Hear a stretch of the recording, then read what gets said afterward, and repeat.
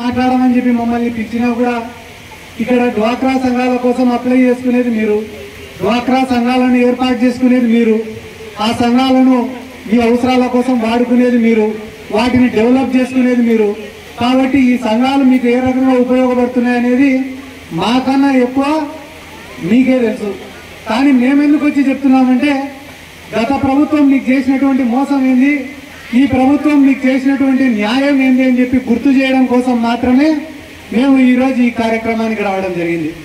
గత పాలకులు చంద్రబాబు నాయుడు గారు అధికారంలో ఉన్నప్పుడు డ్వాక్రా రుణమాఫీ చేస్తా అని చెప్పి మహిళలను మోసం చేసినాడు, రైతు రుణమాఫీ చేస్తా అని చెప్పి రైతులను మోసం చేసినాడు, నిరుద్యోగ భృతి ఇస్తా అని చెప్పి యువకులను మోసం చేసినాడు, ఇంటికి ఒక ఉద్యోగం ఇస్తా అని చెప్పి విద్యార్థుల్ని మోసం చేసినాడు.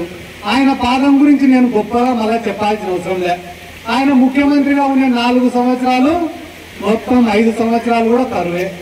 వర్షదేవుడు వానదేవుడు చుట్టుపక్కలకు రావాలంటే కూడా భయపడిన పరిస్థితులు మనకందరికీ తెలిసిన విషయాలే.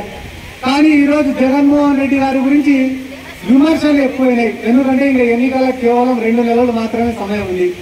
మేము నిజాలు చెప్తాం, వాళ్ళు అబద్ధాలు చెప్తారు. మేము విమర్శ చేస్తే దానికి ప్రతి విమర్శ చేస్తారు. మేము వాస్తవాలు చెప్తే వాళ్ళు ఇక్కడికి వచ్చి బురద చల్లిపోతారు.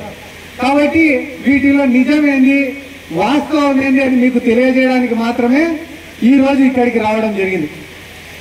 జగన్మోహన్ రెడ్డి గారి గురించి మాట్లాడమంటే తెలుగుదేశం వాళ్ళు ఏం మాట్లాడుతున్నారు, 2.5 లక్షల కోట్ల రూపాయలు ఈరోజు ప్రజల అకౌంట్లలో వేసినాడు. జగన్మోహన్ రెడ్డి వచ్చిన తర్వాత ఆంధ్ర రాష్ట్రం అంతా అప్పుల పాలైపోయింది అంటున్నారు తెలుగుదేశం పార్టీ వాళ్ళు. సరే సార్, అప్పుల పాలైంది.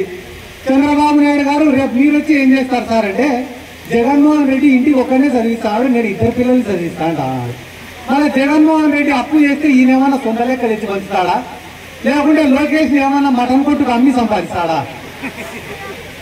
కాబట్టి అబద్ధాలు చెప్పేదానికి ఒక లిమిట్ అనేది ఉంటుంది దేనికైనా కూడా.